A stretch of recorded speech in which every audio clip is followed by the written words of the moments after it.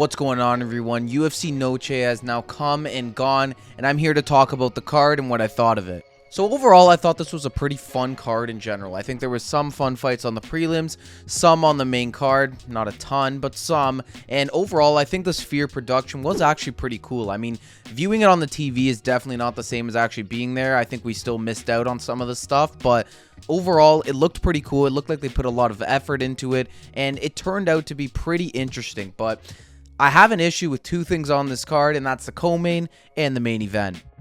First, though, we have to talk about some of these other fights on the main card, like Daniel Zellhuber versus Esteban Ribovic. Potential fight of the year contender. Honestly, this was such a good scrap. These guys were trading blows back and forth, always on the front foot and not backing down. An amazing fight, and those guys got the performance bonuses, and they definitely deserved it.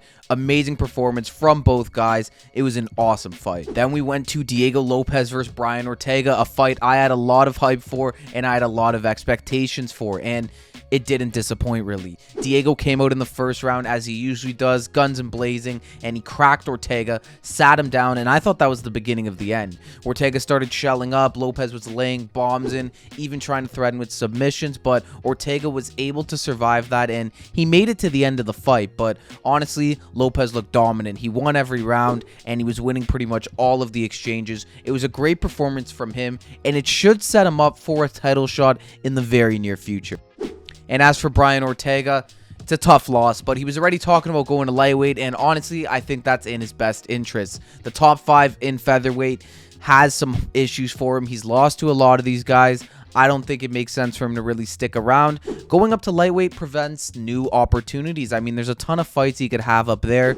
I would have loved to see a Brian Ortega versus Charles Oliveira fight, but it doesn't look like that can happen next. So either way, they could find somebody for Ortega. There's a bunch of different guys there and a bunch of compelling matchups, so hopefully he does make the jump. But now we have to discuss the co-main and the main event. First off, the co-main, Alexa Grasso versus Valentina Shevchenko 3.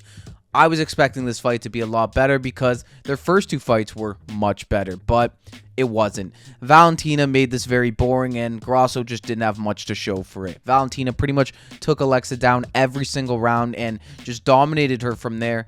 Yeah, she was sort of threatening for submission sometimes, but realistically she wasn't. She was just hoping to lay there and win the rounds and get points on the scorecard. And Alexa Grasso, she was trying to throw up submissions off her back, but ultimately she found it really tough to get up once Valentina was able to bring her down there. And on the feet, I wasn't seeing much urgency from her either.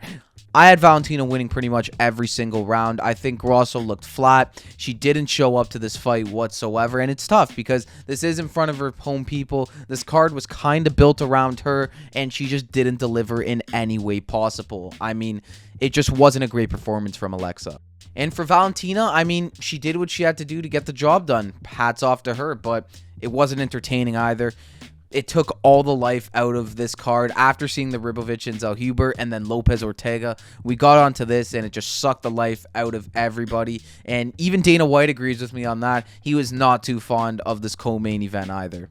You can put on $20 million worth of production, but you can't control the fights. They're going to be what they are. So I cannot let that drive me crazy. But yeah, props to Valentina. She got in there and went to go get her title back, and that's exactly what she did. There's a ton of interesting matchups for her in this division. Maybe Amanda Furiat, maybe Erin Blanchfield or Rose Namajunas. I don't want to see Grasso 4. I don't think we need to see this fight again. I think this fight was pretty convincing as to who's the better fighter right now. And I think Alexa Grasso, she needs to go back to the drawing board here. She needs to go get another fight. She needs to go get her mojo back because that was not the best version of her in there, and it just cost her a lot. On to the main event now. We had Sugar Sean O'Malley taking on Merab Dvalishvili. And in my prediction, I said that O'Malley was going to KO Merab. I thought he could do it, but I was very, very wrong. Merab went in there, and he was very, very dominant. I don't think it was a 5-0 like everybody is saying. I think it's probably a 4-1, maybe 3-2. I think you can argue it. I think the round I gave to Sean was round 3. I had Merab winning all the other ones, but there is an argument for round 5 there too. Sean did finish stronger as well, but overall, just wasn't a great performance from Sean O'Malley. I think the game plan going into this one was trying to hit him low, trying to catch him with one of those knees coming in, and neither of those happened. And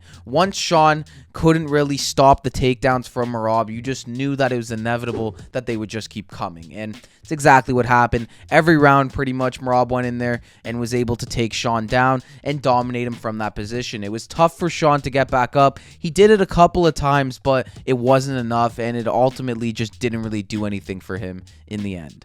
So part of O'Malley's game plan was to go in there and try and abuse body shots, and he was doing that through a majority of the fight, but there just wasn't enough combos to really put any sting on those punches he was trying to land on him.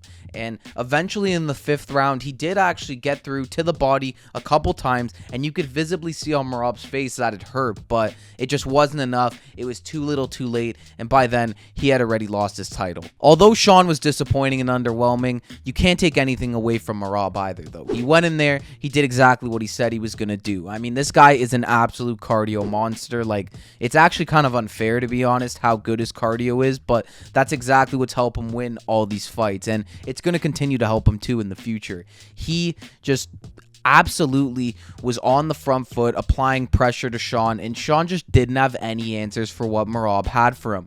And this was like the co-main event. It was boring. Merab is a boring fighter, and you could still praise somebody and say that they're boring too at the same time. I mean, this is unfortunate that we have a boring champion now, but it is what it is. He went in there, he beat Sean O'Malley, and now he looks to fight another pretty boring fighter in Umar Nurmagomedov. So yeah, Merab and Umar will be a very fun fight, honestly. I'm not sure who wins that one right now.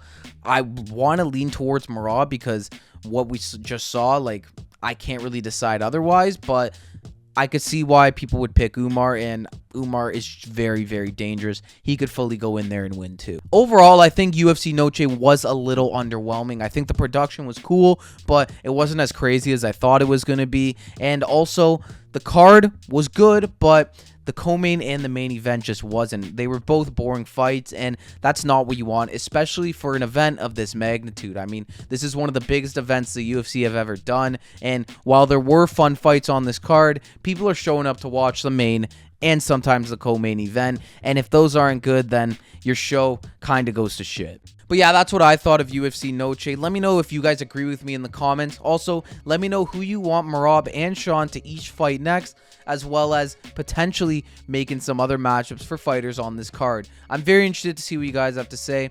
Thank you all for watching this video. Stay tuned for more videos just like this one. I'll see you all in the next one.